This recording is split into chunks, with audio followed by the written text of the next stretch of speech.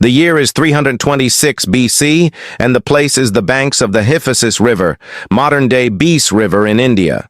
The armies of Alexander the Great are facing off against those of King Porus. They had previously fought each other at the Battle of the Hydaspes River. But when Alexander's friend and general, Ptolemy I, was sent out as an envoy to negotiate a peace deal with King Porus after their first encounter, things took a very strange twist. King Porus not only refused to make peace with Alexander, but he also insulted him. And because of this slight, Alexander wanted revenge and prepared to do battle once again. This time, though, it would be much more personal. On one side is the mighty Macedonian king, undefeated in battle and hungry for more glory.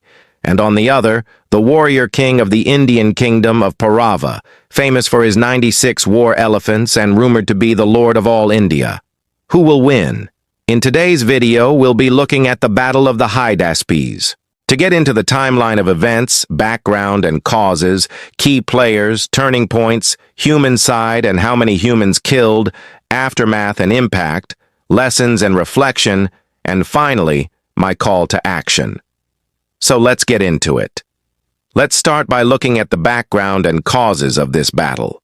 Alexander the Great, king of the kingdom of Macedon, had already conquered much of the known world, including Egypt, Persia, and parts of Asia Minor. His empire stretched from Greece to India. Now he set his sights on the riches of the Indian kingdoms. On the other side was the Indian king Porus, ruler of the Parava kingdom. Porus was known for his military prowess and for his large army, which included a war elephant cavalry. The first battle between Alexander and Porus occurred a few weeks earlier near the city of Taxila. Despite being outnumbered, Porus's army held its ground against the Macedonians. Alexander was impressed by Porus's bravery and skill in battle and offered him a chance to submit and become a vassal of Alexander. However, Porus rejected the offer and instead chose to fight. Now we come to the third encounter where things take a strange turn. After the last battle, Alexander's friend and general, Ptolemy I, was sent out as an envoy to negotiate a peace deal with King Porus. However, King Porus not only refused to make peace with Alexander, but also insulted him, leading to threats of war. It was at this point that Alexander became obsessed with the idea of conquering India, and he began to prepare his army for a final showdown with Porus. Alexander's army was made up of elite Macedonian infantry, cavalry, and artillery. He also had the support of several local Indian allies who were eager to gain control over their neighbors. Porus's army was mostly made up of infantry and cavalry, but he also had the famous war elephant cavalry, which was feared throughout India. As Alexander's forces approached King Porus's position on the banks of the Hydaspes River, they were met with a fierce resistance from his army. For 3 long days, the two armies clashed in a deadly struggle. Now let's look at the timeline of events. Day 1, Alexander's army arrived at the river and began to cross. At the same time, King Porus sent out a large force to intercept them. Alexander's forces were pushed back, but they managed to regroup and establish a bridgehead. Day 2, both armies clashed in a fierce battle. Alexander's cavalry was able to penetrate the Indian lines, but Porus's war elephants proved to be a formidable challenge. Day 3, the battle continued with heavy losses on both sides. Porus's army was eventually routed, but the Macedonian right wing, including the elite companion cavalry, was decimated by the war elephants. The battle ended in a tactical victory for Alexander, but it was far from the decisive victory he had hoped for. Next, let's cover the turning points of the battle. The outcome of the battle hung in the balance as the war elephants thundered across the battlefield, trampling enemy soldiers and shaking the very ground beneath their feet.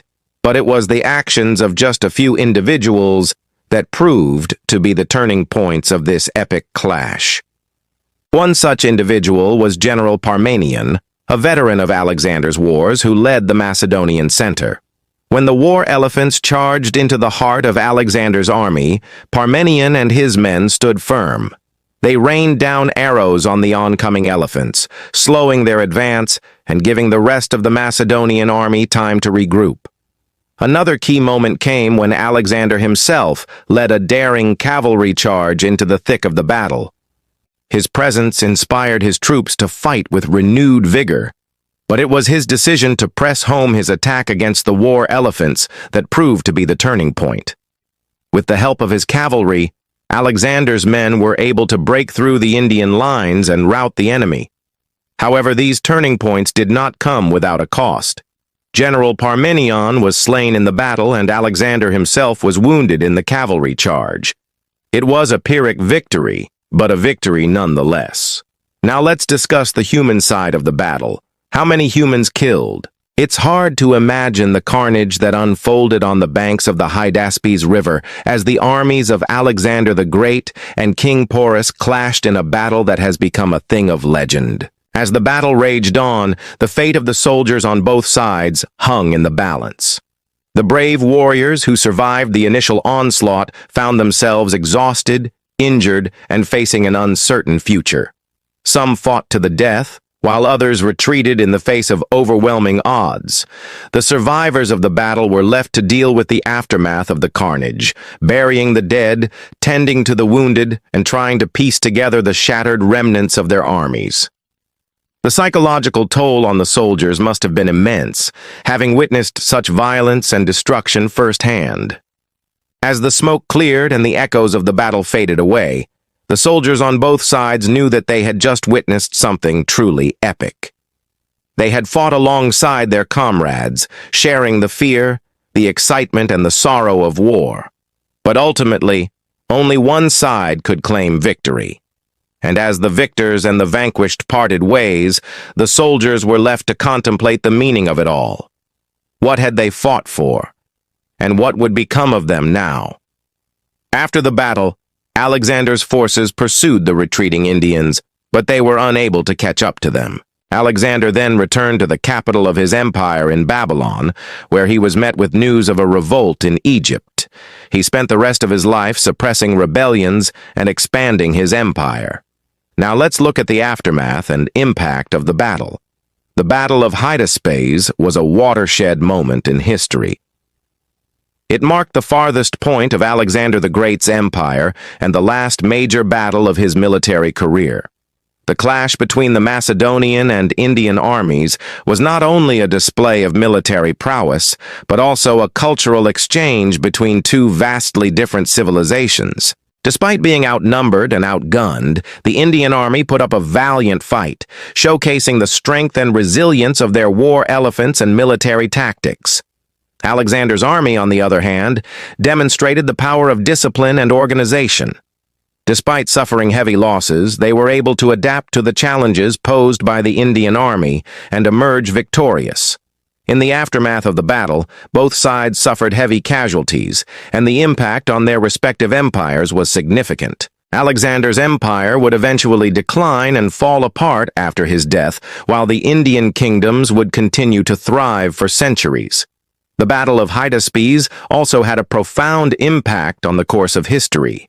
It marked the end of the ancient period in India and the beginning of the Mauryan Empire, which would unify much of the Indian subcontinent for the first time. The encounter between Alexander and King Porus also contributed to the spread of Hellenistic culture and art in India, as well as the introduction of new military technologies and tactics. The Battle of Hydaspes continues to fascinate historians and military strategists today. The clash between two of the most powerful armies of their time, the innovative military tactics employed by both sides, and the cultural exchange that took place make it a unique and important event in history. The story of Alexander the Great and King Porus has also captured the imagination of writers and filmmakers who have immortalized the Battle of Hydaspes in literature and cinema. Finally, let's look at the lessons and reflection from this battle. One of the main lessons that can be learned from the Battle of Hydaspes is the importance of knowing your enemy. Alexander and his men had never faced war elephants before, and they were initially caught off guard by their size and strength. However, they were able to adapt and develop strategies to counter the elephants, such as using javelins and spears to weaken them before charging in with cavalry. This lesson is relevant in all aspects of life, not just warfare. It is essential to understand the strengths and weaknesses of your opponent in order to develop effective strategies and tactics. Another lesson that can be learned from the Battle of Hydaspes is the importance of logistics and planning. Alexander's army was much larger than King Porus's army, but they were still unable to achieve a decisive victory due to a lack of proper planning and logistics. They were forced to retreat from the river after being ambushed by the Indian army, and they suffered heavy losses as a result. This lesson is relevant in all areas of life, from military operations to business to personal projects. Proper planning and logistics are essential for success, regardless of the size or scope of the undertaking. Finally, the Battle of Hydaspes was a costly victory for Alexander and his army. They suffered heavy losses and were forced to retreat from India without achieving their ultimate goal of conquering the subcontinent. This should serve as a reminder that even the greatest empires and armies are not invincible, and that no victory is worth the cost of heavy casualties and strategic setbacks. Thank you for watching. Please hit the like button and subscribe for more epic historical battles. Let me know what you think in the comments below. Would Alexander's gamble pay off? Could Porus turn the tide? And what other battles should I cover in the future? Thanks again, and see you next time.